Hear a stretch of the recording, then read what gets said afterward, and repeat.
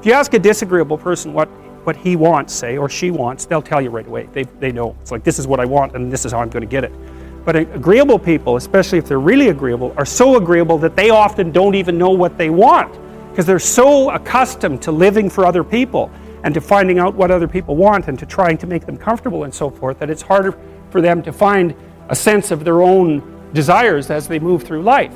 And that's not, look, there's situations where that's advantageous, but it's certainly not advantageous if you're going to try to forge yourself a career. That just doesn't work at all. And so, even though on average men and women aren't that much different in terms of their levels of agreeableness by the group, if you go out and you look at the extremes, they're very different. So all of the most agreeable people are women, and all of the most disagreeable people are men. And the thing is, the extremes are often what matter, rather than what's in the middle.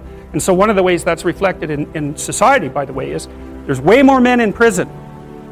And the best personality predictor of being imprisoned is to be low in agreeableness. It makes you callous. Now you might think, well, what's the opposite of compassion and politeness? And the answer to that is, I think it's best sort of conceptualized as a trading game. So let's say that we're going to play repeated trading games. And if you're very agreeable, then you're going to bargain harder on my behalf than you're going to bargain on your own behalf. Whereas if you're very disagreeable, you're going to do the reverse. You're going to think, I'm in this trading game for me, and you're going to take care of your own interests. Where an agreeable person is going to say, no, at best this is, at worst this has to be 50-50, but I'd like to help you every way I can. One of the things you have to be careful of if you're agreeable is not to be exploited, because you'll line up to be exploited. And I think the reason for that is because you're wired to be exploited by infants.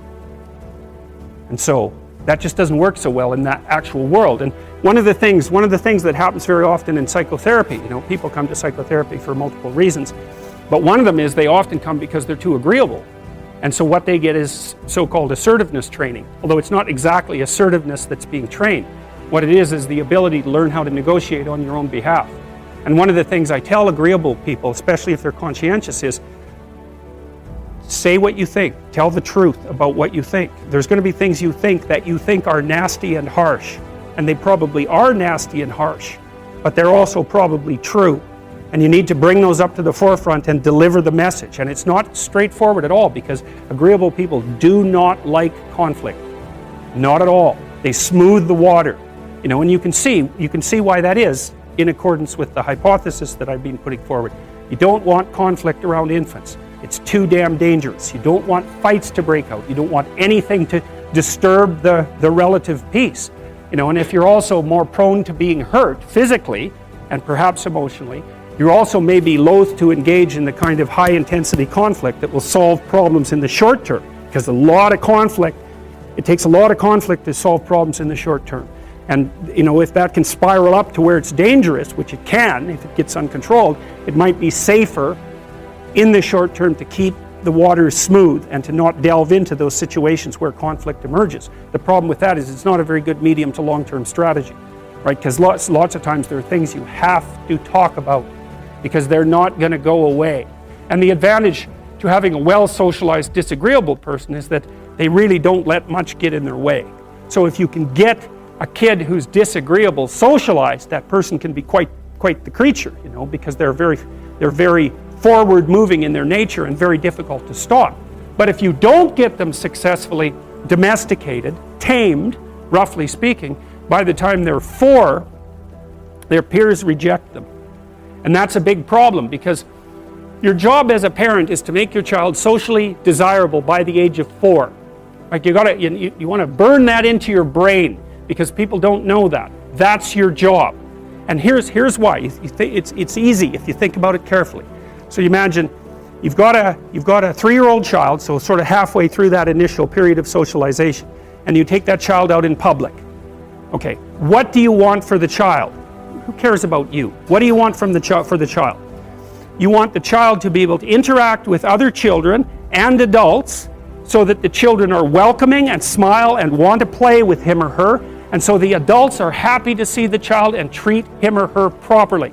And if your child's a horrible little monster because you're afraid of disciplining them or you don't know how to do that properly, then what they're going to do is they're going to experience nothing but rejection from other children, and false smiles from other parents and adults. And so then you're throwing the child out there into a world where every single face that they see is either hostile or lying. And that's not something that's going to be particularly conducive to the mental health or the well-being of your child. If your child can learn a couple simple rules of behavior, like don't interrupt adults when they're talking too much, and pay attention, and try not to hit the other kids over the head with the truck any more than is absolutely necessary, then, and share and play properly, then when they meet other kids, the kids are going to try out a few little play routines on them, and that's going to go well, and then they're going to go off and socialize each other for the rest of their lives. Because that's what happens, is that from 4 years old onwards, the primary socialization with children takes place among other children. And so if the kids don't get in on that early, they don't move into that developmental spiral upwards, and they're left behind. And you can imagine how terrible that is, because a 4-year-old will not play with another 4-year-old who's 2. But a 5-year-old certainly will not play with a 5-year-old who's 2, right? Because the gap is just starting to get unbelievably large. And so the kids start out behind, and then the peers leave them behind, and then those kids are alienated and outside the peer group for the rest of their life. Those are the ones that grow up to be long-term antisocial, right? They're already aggressive. It doesn't dip down. Now, what happens to normal boys, roughly speaking? Imagine the aggressive 2-year-old types. They get socialized, so their level of aggression goes down, and then they hit puberty and testosterone kicks in, and bang, levels of aggression go back up. And so that's why males are criminals between the ages roughly of 16 and about 25. And it matches the creativity curve, by the way. It's so cool. If you look at the spike of creativity among men, 16 to 25, and it starts to go down, criminality matches that absolutely perfectly. So that's quite cool. So the testosterone levels raise the average level of aggression among men. It's more dominance than aggression, actually, and testosterone is by no means all bad. And then it starts to decrease at about age 25 or 26, which is usually when men stop staying up late at night, stop drinking as much, develop a full-time career, and take on the burdens and responsibilities and opportunities that are associated with a long-term partner and family. It's really useful to investigate the viewpoints of people who have opposing views to yours. Because they'll tell you things, not only will they tell you things you don't know, they'll also tell you how to see the world in ways that you don't see it. And they'll also have skills that you don't have, that you could develop. So for example, if you're an introverted person, it's very useful to watch an extroverted person, because the extroverted person has ways of being in the social world that aren't natural to you, that you can use to improve your toolkit. And if you're disagreeable, one of the best things to do with disagreeable people, especially if that's alienating them from other people, for example, because it can, people treat you like you're a selfish, arrogant son of a, maybe that's because you are. It's like, okay, so what do you do about that? One of the most promising treatments, let's say, for that is get the person to do something for someone else once a day, just as a practice, and learn how to do it.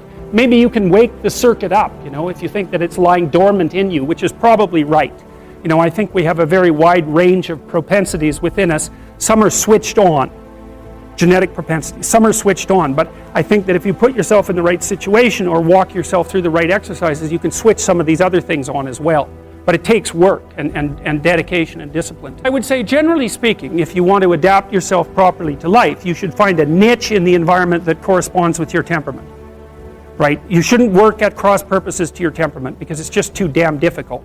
But having done that, then you should work on developing the skills and viewpoints that exist in the space opposite to your personality, because that's where you're fundamentally underdeveloped. And that way I think you can extend out your temperamental capability across a wider range. And to me, that's roughly equivalent as bringing a richer toolkit to each situation. So if you're hyper extroverted, you should probably learn to shut up at parties now and then and listen just to see what's going on, to see if you can manage it. And if you're introverted, well, then you should learn how to speak in public and to learn how to go to parties without hiding in the corner and saying nothing to anyone. And if you're agreeable, then you need to learn how to be disagreeable so people can't push you around. And if you're disagreeable, you need to learn how to be agreeable so that you're not an evil son of a...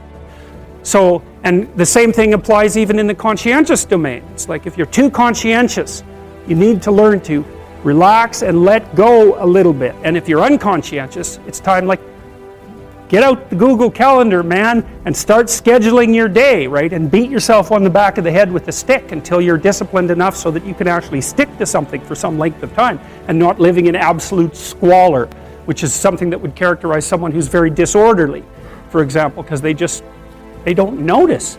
It doesn't bother them, disorder. It's like maybe they can see it, but it doesn't have any emotional valence, and so it doesn't have any motivational significance. So the other thing you might want to think about too, if you're choosing a partner, is try not to choose someone who's too distant from you on the temperamental variables, because you're going to have a hard time bridging the gap. It's hard for an introverted person and an extroverted person to coexist. And it's really hard for an orderly person and a disorderly person to coexist, because they will drive each other nuts. Why don't you pick up? Why are you so obsessed by it? That's the basic argument. So it's useful to know about your temperament so that you can negotiate the space with your partner as well. And I don't think you should try to find someone who's exactly the same as you, because then you don't have the benefits of the alternative viewpoint. But you got to watch it, because you may hit irreconcilable differences of various sorts. And I've seen that most particularly among couples who are high and low in openness. That's a rough one. And also high and low in conscientiousness. That's another rough one, because they just cannot see how the other person sees the world at all.